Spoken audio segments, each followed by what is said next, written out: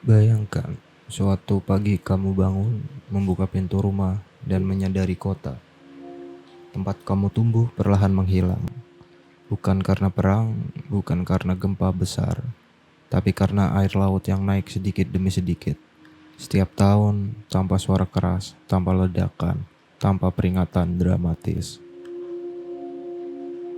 Inilah kenyataan yang kini dihadapi jutaan orang berbagai belahan dunia. Mereka disebut pengungsi iklim. Orang-orang terpaksa meninggalkan rumahnya bukan karena konflik bersenjata, tetapi karena bumi tempat mereka berbicak berubah terlalu ekstrim untuk ditinggali. Sawah berubah menjadi tanah asin, sumur air tawar terasa pahit, banjir datang lebih sering dan lebih tinggi, badai makin kuat, musim makin sulit diprediksi.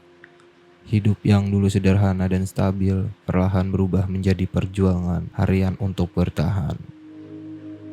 Saat akhirnya mereka pergi, mereka tidak membawa banyak barang, hanya pakaian seperlunya, dokumen penting, dan harapan tipis untuk memulai hidup baru di tempat lain. Namun yang tertinggal jauh lebih besar, rumah masa kecil, makam leluhur, bahasa lokal, dan kenangan yang tak mungkin dipindahkan.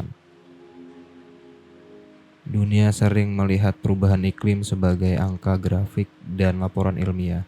Tapi di balik semua data itu, ada manusia nyata yang kehilangan kotanya, kehilangan rasa aman, kehilangan masa depan yang dulu terasa pasti.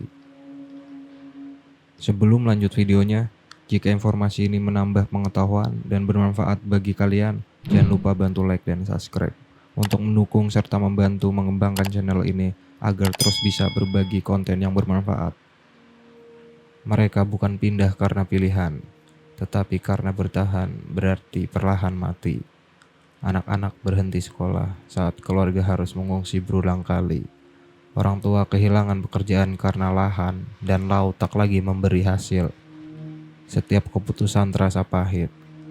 Pergi dan jadi orang asing atau tinggal dan menunggu bencana berikutnya.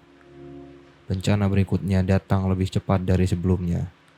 Waktu terasa menyempit, sementara bantuan dan pengakuan sering datang terlambat. Dan dunia jarang benar-benar melihat mereka sebagai sesama manusia. Video ini akan membawa kita melihat krisis iklim dari sisi paling manusiawi. Bukan tentang es yang mencair di kutub, tapi tentang keluarga yang tak lagi punya tempat untuk pulang.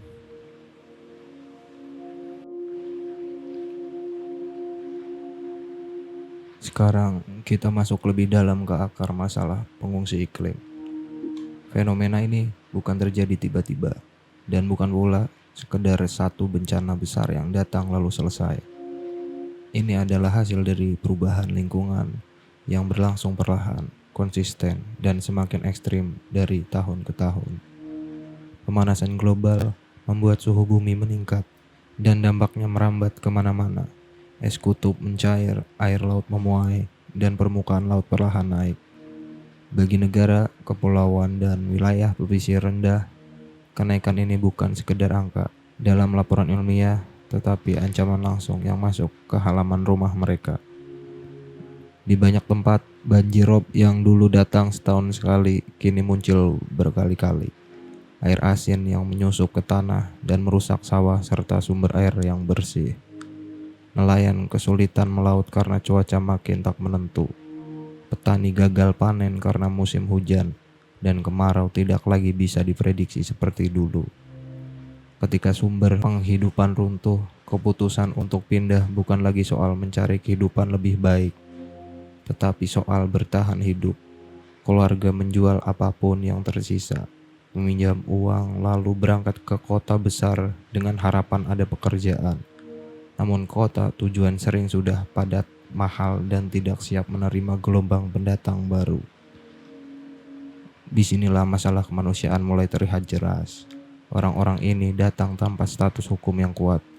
Mereka bukan pengungsi perang menurut hukum internasional, sehingga perlindungan resmi sering tidak tersedia.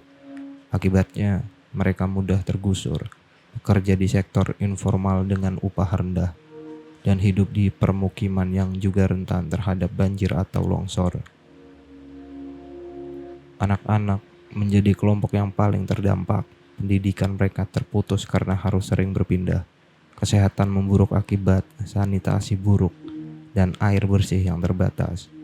Trauma juga muncul karena mereka tumbuh dalam ketidakpastian. Melihat orang tua stres, memikirkan uang sewa, makanan, dan masa depan yang terasa kabur. Masalah ini juga memicu ketegangan sosial di tempat tujuan. Penduduk lokal merasa lapangan kerja makin sempit dan harga kebutuhan naik, sementara para pendatang merasa terasing dan tidak diinginkan. Tanpa kebijakan yang adil dan perencanaan yang matang, perpindahan akibat iklim bisa memicu konflik kecil yang lama-lama membesar.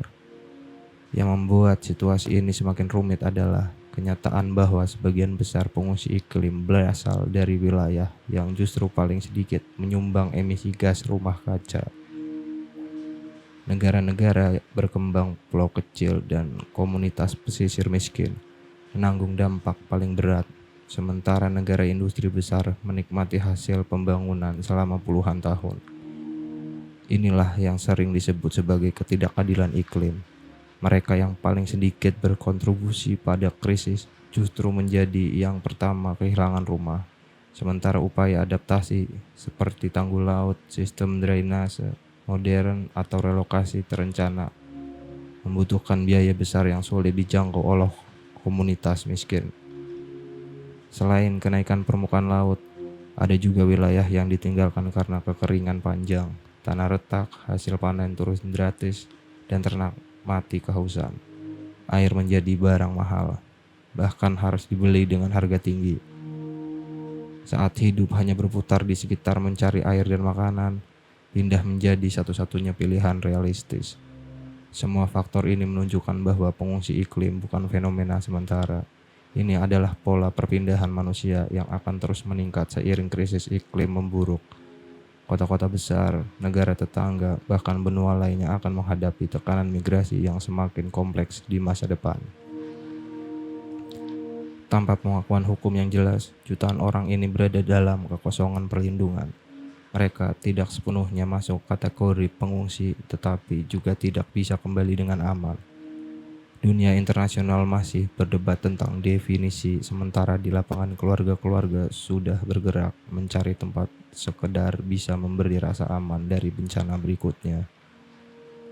Beberapa negara mulai membahas rencana relokasi terencana, memindahkan seluruh desa ke tempat yang lebih tinggi atau lebih aman. Namun proses ini rumit dan emosional. Orang tidak hanya memindahkan rumah, tetapi juga sejarah, budaya, dan hubungan dengan tanah yang telah diwariskan turun-temurun. Ketika suatu komunitas hilang dari peta, dunia kehilangan lebih dari sekedar bangunan. Bahan lokasi bisa punah, tradisi berhenti dipraktikkan, dan pengetahuan tentang alam setempat ikut menghilang. Perubahan iklim pada akhirnya bukan hanya menggeser garis pantai, tetapi juga menghapus bagian dari warisan manusia. Di titik inilah kita harus melihat pengungsi iklim bukan sebagai angka statistik, tetapi sebagai sesama manusia yang terjebak dalam krisis global yang tidak mereka ciptakan. Akar masalahnya jelas, emisi yang terus naik, pembangunan yang tidak merata, dan lambatnya tindakan dunia menghadapi perubahan iklim.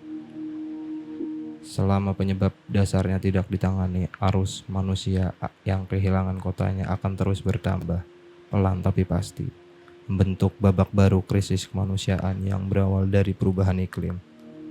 Dan dunia belum benar-benar siap menghadapi dampaknya yang akan terasa lintas generasi. Setiap penundaan hari ini berarti lebih banyak rumah hilang besok lagi. Kisah pengungsi iklim mengingatkan kita bahwa perubahan iklim bukan ancaman masa depan yang jauh. Ia sudah terjadi sekarang dan dampaknya sangat manusiawi. Ini tentang keluarga yang kehilangan rumah, tentang anak-anak yang tumbuh tanpa rasa aman, dan tentang orang tua yang harus meninggalkan tanah tempat mereka berharap menua. Kita sering membayangkan krisis iklim sebagai sesuatu yang abstrak, grafik suhu, laporan ilmiah, dan pertemuan tingkat tinggi antar negara. Namun bagi jutaan orang, krisis ini terasa sangat nyata, dan pribadi. Ia hadir dalam bentuk air laut yang masuk ke ruang tamu, ladang yang tak lagi panen, dan badai yang datang lebih sering dari yang pernah mereka ingat.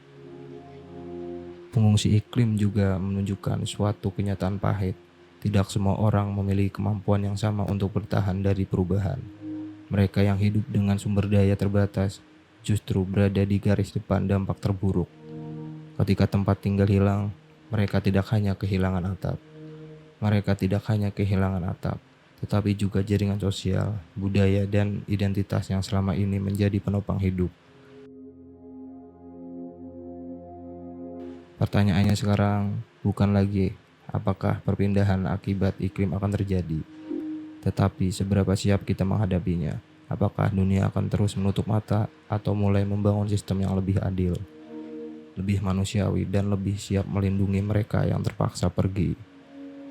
Karena pada akhirnya pengungsi iklim bukanlah orang asing dari cerita jauh. Mereka adalah gambaran tentang apa yang bisa terjadi pada siapa saja ketika lingkungan tak lagi bisa menopang kehidupan. Krisis ini menyatukan nasib manusia dengan kondisi bumi. Jika bumi kehilangan keseimbangan, manusia pun kehilangan rumahnya. Dan ketika rumah hilang, yang tersisa hanyalah harapan bahwa dunia masih punya ruang untuk peduli, menerima, dan bertindak sebelum lebih banyak kota-kota benar-benar menghilang dari peta dan dari kehidupan jutaan orang.